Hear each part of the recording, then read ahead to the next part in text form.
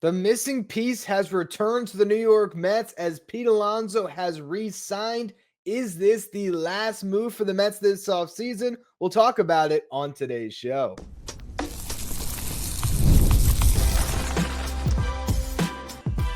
You are Locked On Mets, your daily New York Mets podcast. Part of the Locked On Podcast Network, your team every day. Hello to all you amazing Mets fans. You're watching Locked On Mets, part of the Locked On Podcast Network, your team every day. I'm your host, Ryan Finkelstein. If you want to find any of my work, follow me on X at Finkelstein Ryan. You can also find some of my writing at justbaseball.com, where I work as the managing editor. Today's episode is brought to you by Game Time. Download the Game Time app, create an account, and use the code LOCKEDONMLB for $20 off your first purchase. LFGM. How else do we open up the show to talk about Pete Alonso's return to the New York Mets? It is a great day for Mets baseball now that number 20 is right back in the middle of the Mets lineup. I broke down this signing on a live stream right when it happened. I saw the Jeff Passan tweet. I fired up my StreamYard, got onto YouTube Live, and talked about it for over 30 minutes, answering a bunch of questions. So if you want to check out that show, absolutely do so. But I want to take this and really break this down with my thoughts a little more organized. And the first thing that I realized after I had recorded the stream is I didn't mention the most important thing about this signing. And that's the fact that in 2025, we will all get to watch Pete Alonso chase down Darryl Strawberry. He is 26 home runs away from tying him for the all-time franchise record. And this contract basically ensures that Pete Alonso will hold that record because he's either going to hit 27 home runs this season, which he has every single full season of his career hit at least, 34, I think is his career low. I have to check on that one. But even if he has a horrible year, he's not going to opt out, and then he'll do it. I think he's going to get the 27 over 2 years, but he should get it this season for sure, and that's going to be a fun chase. Looking at it now, yes, career low was this past season at 34 home runs. Other seasons for Pete Alonso, starting from his rookie year, 53, 16 and 57 games in 2020, 37, 40, and 46. I got a feeling Pete's going to not only clear that record, but clear it by a pretty wide margin and have another 40 home run season hitting behind Juan Soto. Now, in case you did not watch the live stream or you haven't been on social media, if you're under a rock and you don't know what this contract is, let me break it down for you one more time. It's a 2-year, $54 million deal. Pete Alonso gets a $10 million signing bonus, which is part of the $30 million he will make for the 2025 season. And then he has a $24 million player option for 2026. Now, it has been reported by Will Salmon and others, Will Salmon of The Athletic, that Pete Alonso was offered a 3-year deal as well that was worth $71 million. The contract would have paid him $27 million in year one. Then he could have opted out, or if he opted in, he would have 2 more years remaining at $22 million apiece. That is clearly a more team-friendly deal. I'm sure the Mets would have loved it if he signed it because it's either $27 million for year one, which is $3 million less than what he takes on the 2-year deal, or if he opts in, you're looking at 2 pretty affordable years for Pete Alonso on the back end, and the total number of $71 million would have came out to an average annual value that would have been, just shy of $24 million per, which is obviously a lot cheaper when it comes to luxury tax than what he signs here, which is an average annual value of $27 million per, which is going to cost the Mets over $27 million in luxury tax penalties as they are over that Steve Cohen tax threshold. So they will pay 110 cents on the dollar in penalties for this contract. Shows you Steve Cohen's commitment to winning. And ultimately, if we were to try to break this down on who won these negotiations, the Mets clearly won based on what we were all expecting Pete Alonso to get at the start of the offseason. But they made some concessions here. And this can work out for Pete. But here's how I think the whole thing ended up shaking out. From all the reports we have seen, feels to me like the New York Mets went into this offseason and Juan Soto obviously was priority number one. They get that done, and they were expecting and planning on Pete Alonso coming back as well, but they were going to let Pete test his market. have him establish a market value. This is what they have done with their past free agents. Brandon Nimmo, he got offers of 8 years and close to that money range that he ends up signing for the Mets. They were able to come to terms. Sean Manaea was a perfect example of this. Another Scott Boras client. He goes out into the market as a free agent this offseason. He got one contract offer. 3 years, $67 million from the A's. Luis Severino ended up getting the same contract after Manaea turned it down. It's been reported he was not offered any other deal. What does he get from the Mets? 3 years, $75 million, but $23.25 million deferred took the present day value of that contract down right around that $66, $67 million range. So free agent tests the market, gets a market value. Mets meet the market value. That was the plan for Pete Alonso. I truly believe that. If there was a team that offered Pete Alonso a 5-year, $110 million deal, the Mets would have had a decision to make. But that offer never came. And the first base market around Pete Alonso moved rapidly. All of the spots got filled, and Pete was left with no other team for the Mets to negotiate against. So it was a staring contest. And we eventually got that report that the Mets were offered an exclusive deal, the only team that was going to get this opportunity to sign Pete to a 3-year deal with opt-outs. I think at this point we can gather that was either a copy and paste of the Cody Bellinger contract, which would have paid Pete Alonso $30 million in year one with the opt-outs, or it might have been even more. It could have been closer to 3 years, $90 million. I believe that whatever contract was put on the table there, whatever that total dollar amount was, I think the Mets got close to meeting it, but only through deferred money, which would have taken the present day value of the contract down to what was reported in the $68 to $70 million range over a 3-year deal. Boras and Alonso scoff at the idea of that much deferred money because, as we learned with Anthony Santander, to get a contract at $90 million and have the present day value down below $70 million or around $70 million, you got to defer about 2/3 of the deal. So if they didn't want that, it was also reported at the time the Mets are willing to maybe go a little bit above that if it was a straight deal with no deferrals. They say no. The Mets say, all right, we're moving on. And they do that whole public pivot. We're signing Jesse Winker. We're signing AJ Minter. All of those moves still kept the door wide open for Pete Alonso. They never filled first base. They put it out there. They got the fan base ready for a breakup because they were going to play hardball in these negotiations, but they set a price that they wanted Pete Alonso to come back on, and they weren't willing to move off of it. And when Pete Alonso goes out into the market and there's the Blue Jays interest and the Angels and whatever was reported, ultimately, Pete wanted to come back to the Mets and nothing else got close, despite Andy Martino's 10-yard line. So these sides finally get back together. And the two offers on the table are pretty much in line with what was out there before. Still a 3-year deal in the $70 million range. Maybe they bumped it up to $71 million with no deferrals. But hey, if you're going to take that deal, there's an opt-out after year one. That's it. Or you take this 2-year deal.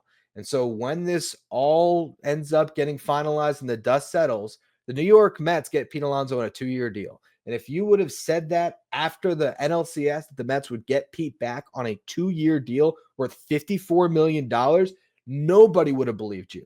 I know for just baseball, I predicted Pete Alonso was going to sign a 6-year, $140 million contract. And many other outlets said the same thing.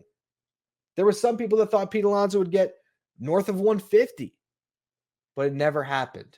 So the Mets end up getting Pete where they're only going to pay for his age 30 and age 31 seasons. That is a home run for the Mets. Now, for Pete Alonso, this can still work out. And Scott Boras can save face. If Pete Alonso puts up a great year, it might all end up being more than Pete Alonso turned down on that contract extension. Right now, he has recouped $50.5 million of what he turned down. He turned down a 7-year contract extension that would have taken effect after the 2023 season. He made $20.5 million in arbitration last year, and now he is guaranteed to make, actually $54 million over the next 2 years. But let's just say it works out swimmingly for Pete and he has a great season. He'll make $30 million this year and he'll hit the market, having already earned $50.5 million of that $158 million offer. So if he can go out in the market next year, get a 5-year, $110 million deal, he's there. He has matched what he turned down. And you never know what happens.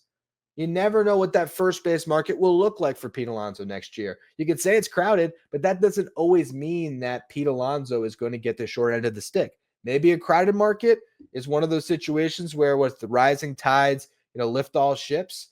If Vladimir Guerrero Jr. does not sign the extension, if you have, I always forget the first baseman's first name from Japan. Is it Munetaka Murakami? Yeah, Munetaka Murakami. He's going to come over. He's just turned 25, so next year he'll be posted. He's going to be 26 years old. Vladdy is going to be, let's see, is he going to be going into his age 26 or 27 season? He is about to turn 26, so he'll be going to his age 27 season.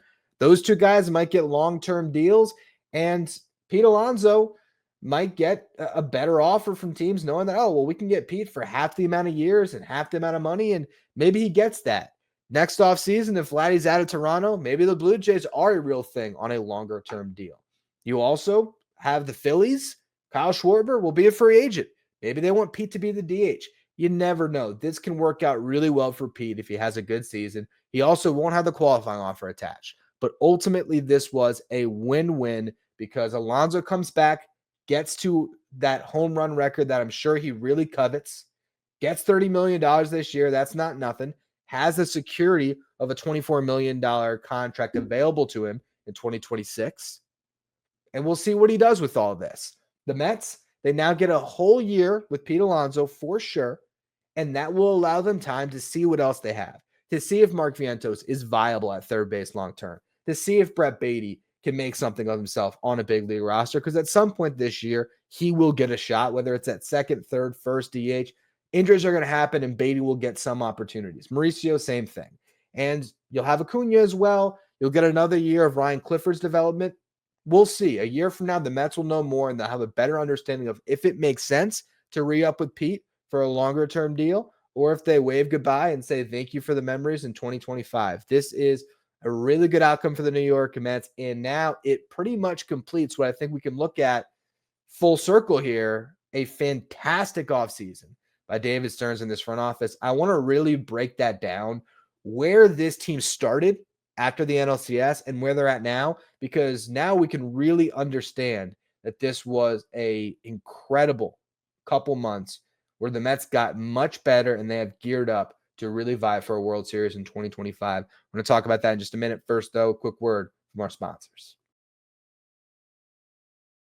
Today's episode is brought to you by Game Time. Game Time, the fast and easy way to buy tickets for all the sports, music, comedy, theater events near you. And Game Time Picks is going to make it easier for you to get tickets to your favorite live events, because Game Time Picks will filter out the fluff and show you only incredible deals on great seats, so you don't have to waste your time searching through thousands of tickets. When you download the Game Time app, you can view your seats before you buy, so you know exactly what to expect when you arrive. You could buy tickets in a matter of seconds, 2 taps, you're all set. Also with Game Time, you can buy tickets up to an hour after the event starts, so it's the place to go for last-minute tickets. Download the Game Time app, create an account, and use the code LOCKEDONMLB for $20 off your first purchase. Terms apply. Again, create an account, redeem the code LOCKEDONMLB for $20 off. Download Game Time today. What time is it?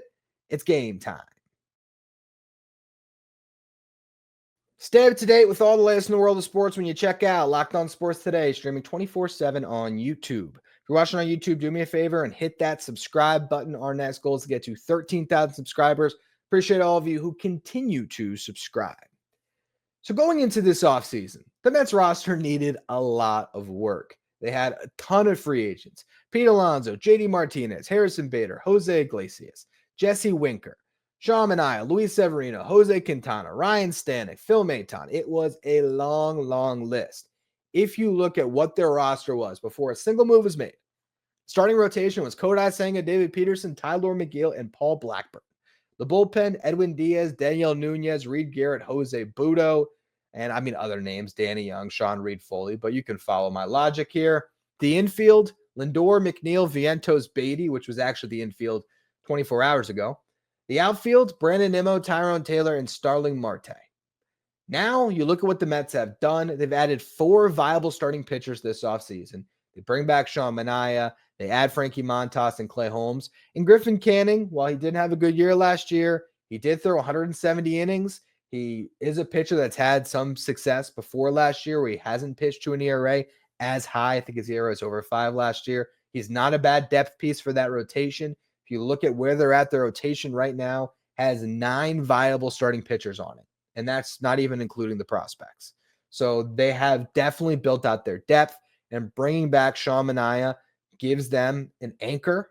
Hopefully Kodai Senga could be right there with them. And you have 2 guys that have plenty of upside in Montas and Holmes. Look at the bullpen. They bring back Ryan Stanek, who was great for them in the playoffs.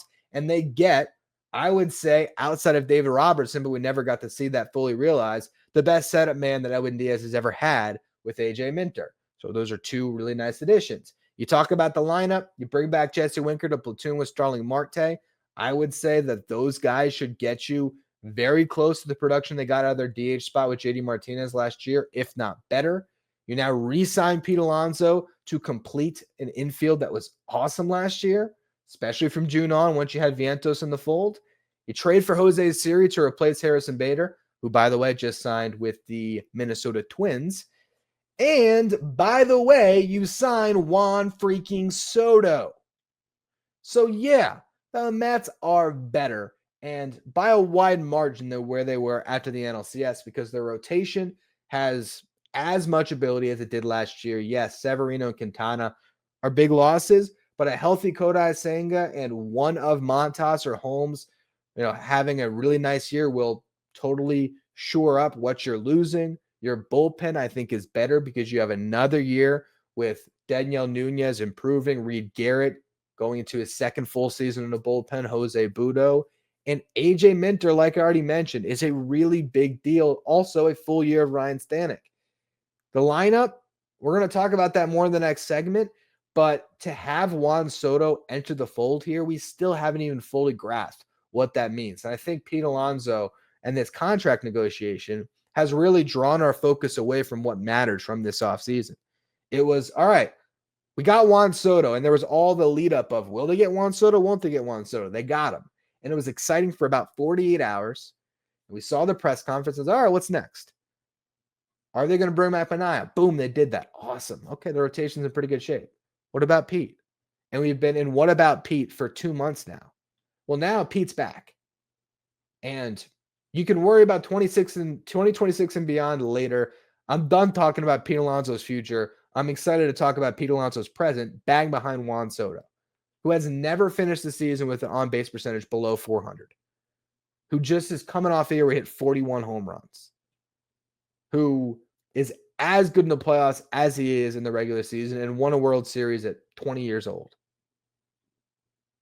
A guy that used to thrive in the NL East and is back and is now the best player in the NL East. This team is in great shape. And sure, you can say starting rotation, I'd like to have another frontline guy. Maybe the Mets pull off the Dylan Cease trade during spring training and take this team over the top and make them a clear-cut favorite in the National League East. But they're neck and neck with the Braves right now. Sure, second base, center field, how much offense are you going to get? We'll find out. But I think Jeff McNeil certainly has the ability. We saw it in the second half. Acuna gives you another upside option. And you have plenty of others that could fill second base internally. You got Mauricio. Technically, you got Beatty. And your top position player prospect, Jet Williams, would be an elite defensive second baseman. He is a natural shortstop. And he has a chance to be a really good offensive player. And he could be up this year. He could also fill center field for you, by the way. So, yeah, the Mets are in a great place with their lineup. Their rotation has plenty of depth. Their bullpen's better. This is a team that can win the World Series. And now that Pete Alonso's back, you can fully and comfortably say that. But how much better will this lineup be compared to last year? That's where I'm going to close the show. First, though, another quick word from our sponsors. Today's episode is brought to you by Prize Picks. The big game is almost here, and there's no better way to make it even more exciting than with Prize Picks, the best place for daily fantasy sports. With over 10 million members and billions in winnings awarded, Prize Picks makes it fun and simple to get in on the action. Here is how it works. All you got to do is pick more or less on 2 players' projections. If you're right, you can win up to 1,000 times your cash. And Prize Picks is even offering a free pick for the big game, where Patrick Mahomes only needs to throw for 1 yard to win. Pair that with one more correct pick, and you're cashing out, I'm looking at Saquon Barkley rushing yards. If he does that and Mahomes gets that yard, you're looking good. What I love most about Prize Picks, it's fast and safe withdrawals. When I win, my cash is in my account in as little as 15 minutes. Download the app today and use the code LOCKEDONMLB to get $50 instantly after you play your first $5 lineup. That's code LOCKEDONMLB for $50 instantly after you play your first $5 lineup. Prize Picks, run your game.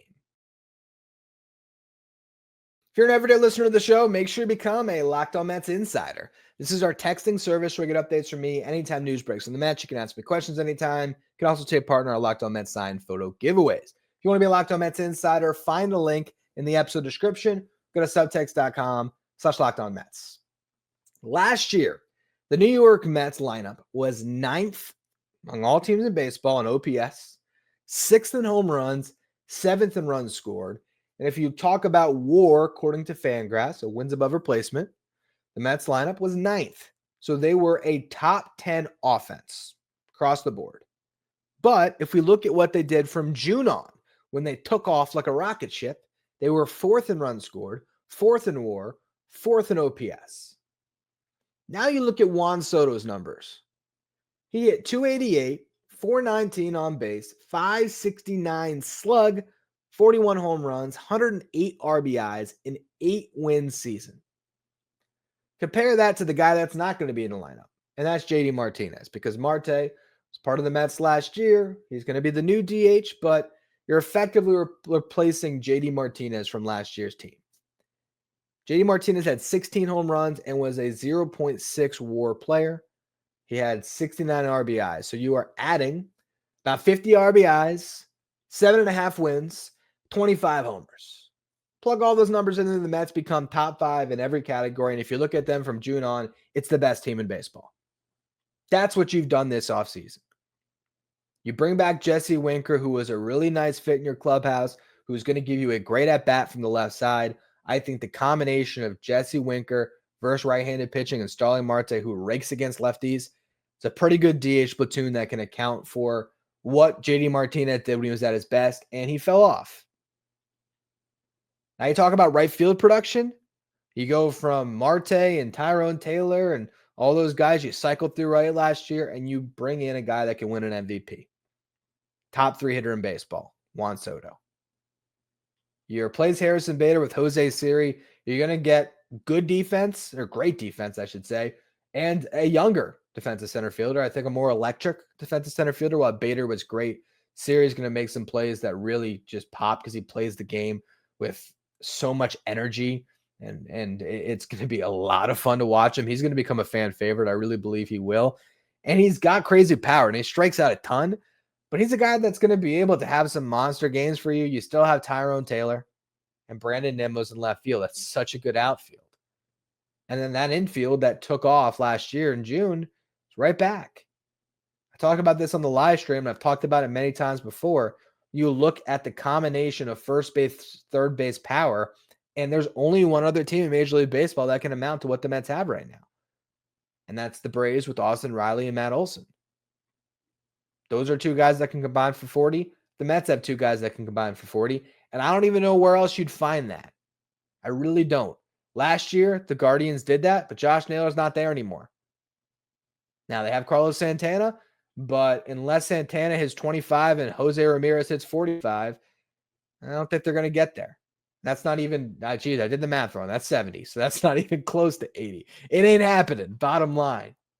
And actually, I don't even know, now I'm thinking about it, I think Josh Naylor and Jose Ramirez last year led the league in corner infield home runs for a duo, but it wasn't even 80. I have to look it up exactly what it was.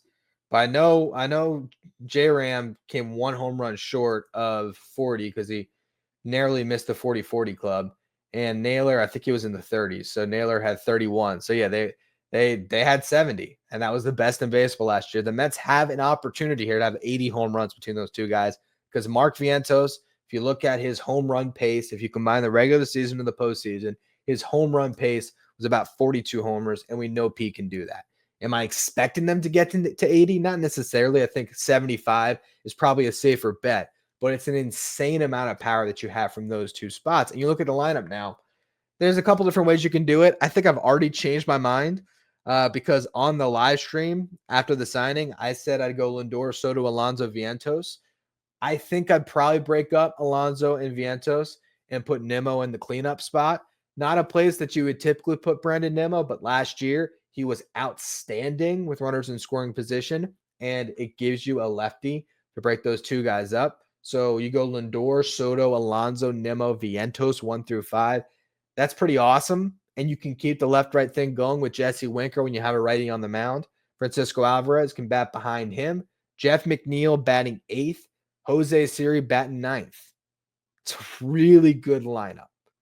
You'd have Marte as the platoon partner for Winker, Tyrone Taylor, your fourth outfielder, Luis Torrens, the backup catcher, and then it's a competition between Acuna, Beatty, Mauricio, Jared Young, Nick Madrigal, all those different guys vying for that final bench spot.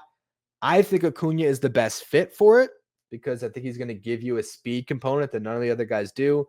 He's also a right-handed bat that you can use whenever you need to. If you want to platoon him with McNeil a little bit, you can do that. You also have the ability to put Luis Angel Acuna in center field. So if Siri and Taylor just aren't hitting, and Acuna is, he could become your starting center fielder. Wouldn't be surprised if that happens. So that's where I'd probably lean. But I also know that the Mets still value Brett Beatty, and maybe they decide they want the extra left-handed bat at their bench, in which case, totally can go with that. They wouldn't have necessarily the speed, but then again, you have Taylor, you have Siri. One of those guys can be the pinch runner, and you'd still be totally cool. So I think that's the competition in camp. There's one spot. I imagine Jose Iglesias is gone at this point because I don't think they're going to block all their young players from opening day on.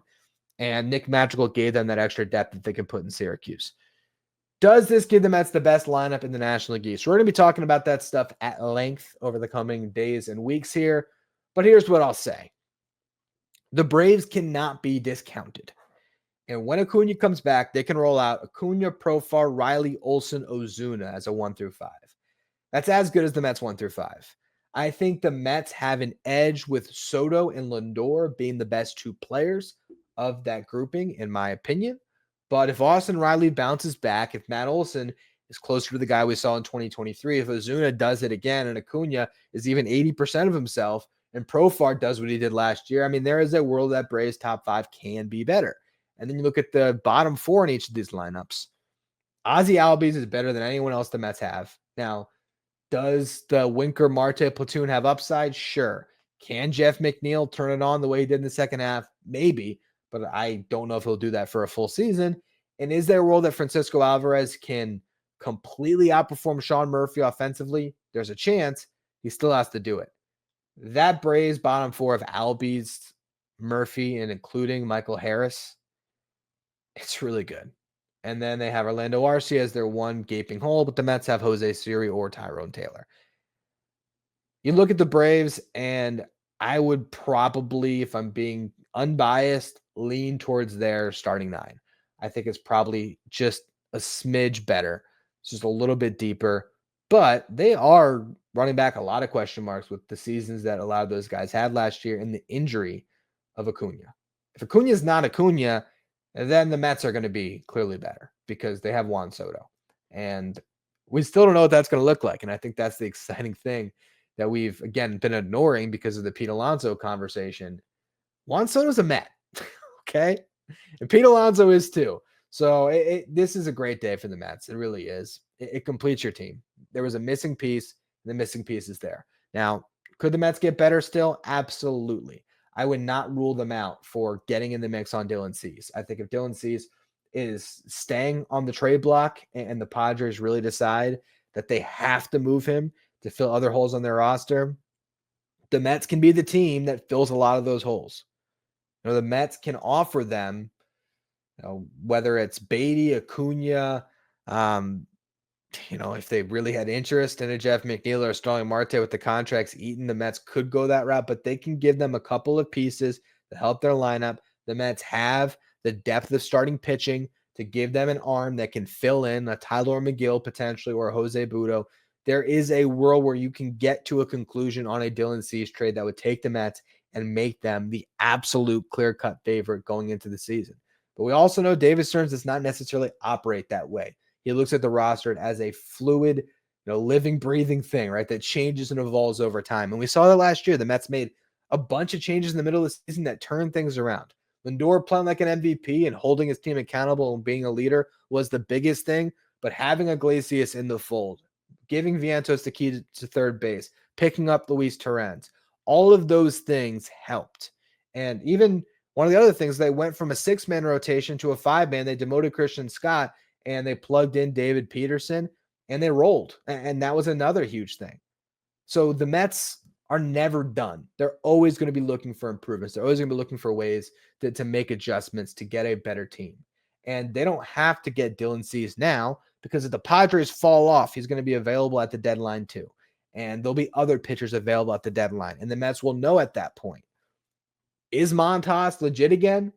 Is Holmes a viable starting pitcher? Has David Peterson backed up his great year in 2024? Same thing with Manaea. Is Senga healthy? If all those things come back, yes, and the Mets have incredible fortune, they might not need a starting pitcher. But if they need one, they can always get one later on. So the Mets are in a point right now where they do not have to do a single thing, and they are right there neck and neck with the Braves and the Phillies. I don't want to discount them entirely, although I think the Mets are definitely better now. But hey, Phillies fans come at me. I'm okay with it. The Phillies have the best rotation in the division. I will give them that, but I think their lineup is a clear third behind the Mets and the Braves at this point.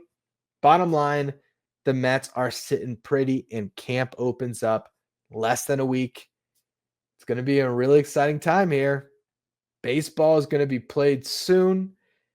We no longer have to talk about Scott Boras and Pete Alonso for at least 10 months, something like that. For now, though, that's going to be all. I appreciate all of you who have tuned in throughout the Pete Alonso saga. Thank you all for tuning in today. Make sure you follow, rate, review wherever you get your podcasts. Follow me on X at Finkelstein Ryan. Follow the show at Locked On Mets. Thank you for making Locked On Mets your first listen or your first watch every day. Now for your second watch, head over to YouTube and check out the first ever 24/7 streaming channel that covers everything in the world of sports.